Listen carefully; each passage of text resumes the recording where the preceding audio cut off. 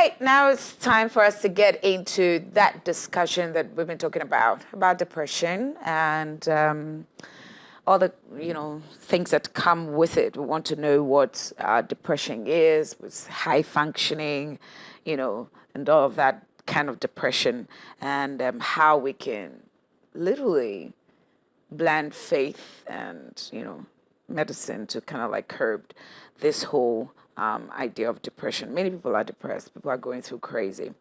But today we'll get to the root of it. And by the end of it, we're sure that you would, have something to smile about. And we're joined in studio by Dr. Kwasi Antwi Koranteng. He's a psychiatry resident at the Pantang Hospital. Good morning, Doc. Morning. Yeah, like I said, you should run for president. I think because of your name, so it means you have to start from honorable, like honorable Kwasi, then to go to president. That would be so nice. Anyway, it's good to have you.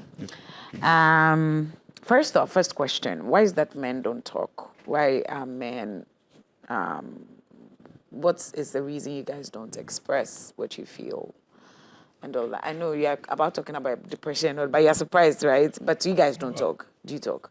I think generally the notion has been that I think socialization is number one. So we are brought up to internalize the usual means.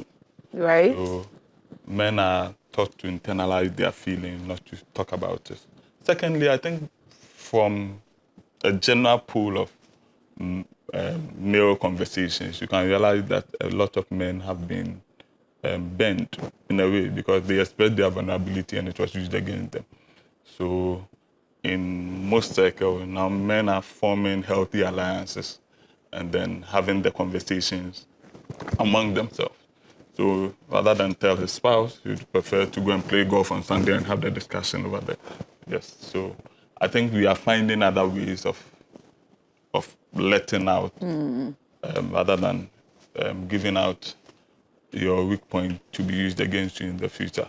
And then on that note, I think I'd also want, if women want men to be vulnerable, then they also have to learn to accept their vulnerability. Most of them say it, but in actual fact, most women do not like vulnerable men, if in the raw form of vulnerability. They don't want, they will term it as weak, being weak, and most women, it's not attractive to them. We want to be asked to, we want to hear us, but most women are not listening. And quickly they make it about them. So I'm telling you something and they are like, oh, why don't you like my food? It's not about you. Or have I done something? No, I am telling you this is the way I'm feeling. Yeah. Why are you making it about you? And so men would rather keep to themselves rather than express. I think it has to be a conversation between whoever you are with your partner or whoever. I see. What's the percentage, or let's just suppose women come into your facility as compared to men? Oh, I think it's based on the condition. So for depression, you would have more women working. It's almost 2:1. For schizophrenia, I think it's almost at par. For bipolar also. So it depends on so we are having quite a number of people working in both male and female. Okay, so take us through depression. I think Dr. Dede was telling us about grieving, and then we appreciated that things happen.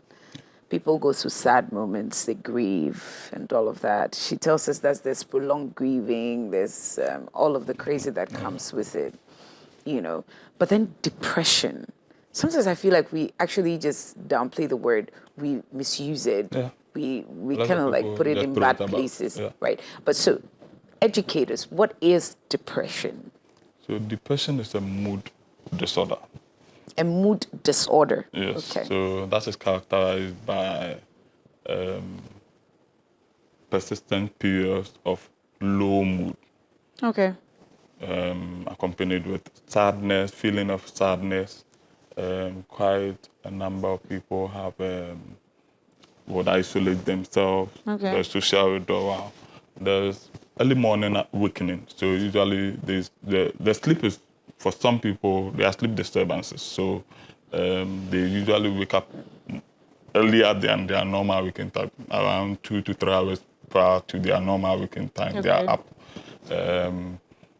Some people have a difficulty even initiating the sleep at all, accompanied by weight loss. So people will tend to lose about 5% of their weight in typical depression. And then some people would actually gain weight in atypical depression because they are rather coping by eating more. Oh. So yes, and then there may be poor concentration. There are feelings of hopelessness, helplessness, and then worthlessness. Hopelessness, Helplessness helplessness, and worthlessness. and worthlessness. There are lots of people to talk to. There's help out there, we are told. Yeah. At what point do we get to that helplessness and hopelessness? So it's feelings people get as part of the whole symptomatology of the condition. So people have it. You tell them they feel there's no hope at all. It's an overwhelming sense of that, something like that. So that's the way they feel. And then the suicidal ideations, suicidal thoughts or ideations will start creeping in. Then some would cope by harming themselves, so they start cutting or finding out ways and means. They go through their browser history, how to kill myself. Yeah. Some people. Wow. Yeah. Wow. Some people actually read research on how they can do it peacefully and quietly. And then eventually there's the attempt and then eventual suicide. So it's like that. But some people would have other unlikely symptoms, so headaches, abdominal pain. Those are the somatic symptoms. So there are those two. Until you keep probing well, you'll never be able to pinpoint that this is not headache, this is depression that is giving the headache. So When you collect history, I know that you've been doing this for some time. What are some of the basic contributors or life, challenges that contribute to people who go through depression? Who come to your desk? yeah, so some people might have, so there may be a previous, but usually it's like adverse event in life. So people go through relationships, social, financial, occupational adverse event. So you've lost a job. You've lost your job. You had a very traumatic event, something at work. You're having troubles in your marriage or your relationship. You tend to have conflict at work. Or financial. Maybe you've had a certain projection for your business, and you see that this year is a really, really bad year for you. Yes. So there are things that happen. I keep telling people that the greatest risk factor is the very fact that you're alive, because life happens. So you are never too sure to pinpoint and say this is the cause. But there are risk factors. Even if there's a very good family history. So your mom had an episode of depression, or she's been diagnosed depressed over the years. There's a likelihood, because there could be genetic implication that may predispose you, the offspring, to having an episode in the future. There may be, so apart from genetics too, and all of that, there could be adverse childhood event. So probably abuse when we were young, or you were moved from foster home to foster home, or all those people have the risk or an increased risk of developing depression. Are there other types of depression? Or every depression is okay? No. So when you come and you take the history based on your symptoms, you're able to say this is a mild, moderate, or severe depression. Mild, moderate, or severe. Severe. This is just to help us in our management plan for you. And then there are people who have what we call persistent depressive disorder. So they do not fit into what we know as a major depressive disorder, but then they have it persistently throughout the year. They seem to have these episodes of depression going on. Yes, and then the unofficial, so high functioning depression is not really an official diagnosis. Okay. No, it's not. But then it's thrown around, and it has been accepted as a concept between psychologists and some psychiatrists as people who have symptoms of depression but seem to be doing very well in their workspaces, and so it's not readily, you cannot tell.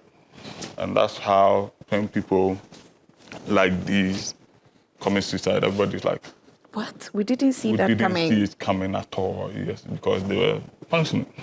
And so we've come to realize that some people can actually be all depression, irrespective of their severity level, does not lead to impairment of function. Some people are able to break through it. They are laughing there. Robin Williams was laughing. We were laughing with him. And we also what happened. So, yes, it happened. Wow, interesting. Now, for the people who are around someone who's depressed, I want you to educate us. This is our support system. Yeah. There's a family, because I think somebody was sharing a story where a girl had a child, and, they used to go to church together with their grandma. Yeah. So there's a child, the girl child, and then the mom. Okay. And the mother was standing outside, was waiting for this girl to just, put off the lights and everything because they were going to church. And then the child was there. She fed the child and everything. The child went out, and they stood out waiting for so long. The mother was like, it's too long. Let me get. When she gets in, she had hanged herself. And she was surprised because she didn't see that coming, right? Yes, like you said, people handle it so well. But so how then would we know this person is going through this? Because people cover up things so well. And we'll get to the faith part of that. But how then do we know? How are we able to tell? What questions should we ask in order to tell if our spouse is doing okay, if our girlfriend is doing, not girlfriend, get married, if our spouses are doing good or our children are doing okay, right? What questions can we ask? I think we have to learn to pick on cues. We may not have, well, like you said, people cover up. It may never come up in any conversation at all. But they are silent cries for help. Most people will tend to post on their status. And we think it's normal. I am tired in many languages may mean 2 or 3 different things. So usually when somebody says, my bro, I don't take it as physical, like fatigue. Flat fatigue. What exactly are you saying? What are you tired of? For others, then now you probe and the person says that, Sally, this life stuff, I know they sit up. That's a different I am tired. Then now you probe, what is happening? Then tells you about work, how life is not going on. So the thing is for us to keep having conversation. Do not take statements at face value. People write a lot on their status, and even on Facebook, X, you go through and you realize that, people are going through it. And some will laugh about it, some would. But I think we all have to learn to be a little curious, maybe. I think the era of mind your business, your own business, Drink water and sleep. Drink water and sleep. Yes, we have to mind, especially those around us. Oh, how was work today? Can be a starter for the conversation. And then we tell us, oh, work was okay. For us who have to deal with a lot of confidentiality, we don't talk generally about, oh, work was good. and then probably maybe an interesting case or something, but you can't go into details too much. So there must be some conversation. There must be you must be able to realize today either you are sleeping too much lately, or you're sleepy. You seem to be waking up. You are tossing in bed often. What's going on? Don't take it as so. There may be those subtle. There may be changes, and those subtle changes we need to address. We need to find out. Today you didn't finish your food. You may say, "Oh, today I'm not feeling hungry." Are you sure? And it's your favorite food. It's your favorite food. Are you sure? But you haven't eaten this morning, so why are you telling me? But let's talk. What is going on? Yes, it may be annoying because women will tend to be very, very persistent with questioning, which most men do not like. Yes. True. Yes, but I think men would have to. That's your partner for life. So I think at that point you have to. If you don't want to ask. Then just. And if you don't have, you think your home is not your safe space, then get one. You have to get some place you can let off the street. That's for adults. We're encouraged to talk. Yeah. What about children? So children do not present with classical depressive symptoms. They would act up.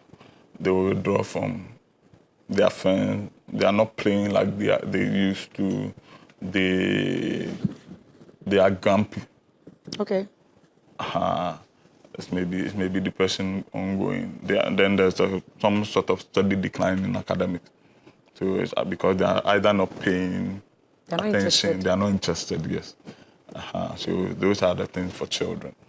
So for children usually have no filter. So you can maybe it was something you did to him, and he's internalizing because he has learned that you cannot talk back to an adult. So if you give him the space, or what we tell you, you'll be shocked. You just give it to you, and then, but you have to also create that space for them, and then query them about abuse often. So yeah. I see. So aside, okay, you mentioned that they might just not be interested in things that they love to do before, and all of that. But what are some of the issues, social issues, that depresses these children without the parents knowing? So for social issues, at times in children, we tend to underestimate their intelligence. So we feel they do not know what is going on at home. Mm-hmm. So where there are parental conflicts, you feel the children are too young to care or too young to know. So we are doing, but they notice, and it may be troubling to them, especially where they know that either mommy or daddy will be leaving the home. Then they shut down. So there's that problem with children too. Financially, so I've met a guy, I think he was in university first or second year, and finances at home was the problem. Even though Dad was trying hard to work it out, that was his constant preoccupation. And so it's affected him. So people deal with some of these issues, we think, but they're observing. They know. Where we tend to compare children with their siblings. So there's a way to navigate without making someone feel better. Yes. So you are dealing subtle blows to their self-confidence, you feel. So those are some of the issues. Where they feel the treatment between the different among siblings. So that could be for children, yes. So we feel they do not know, but they are watching. They do. Hi, mommy and daddy.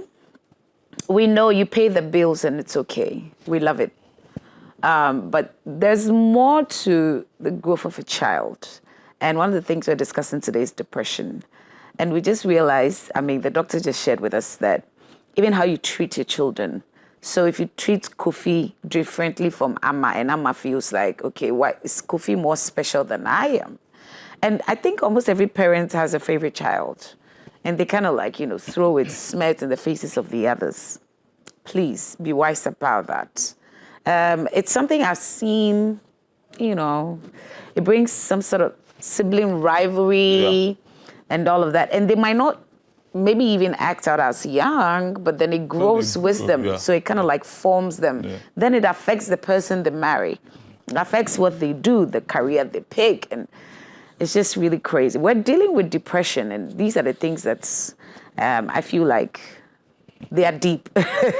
So, and if you have any questions, just get on our socials and drop a question. I'll be sure to read it, actually. So now that we know this is emotional and all of that, I know that you guys give antidepressants and based on what you're going through and everything.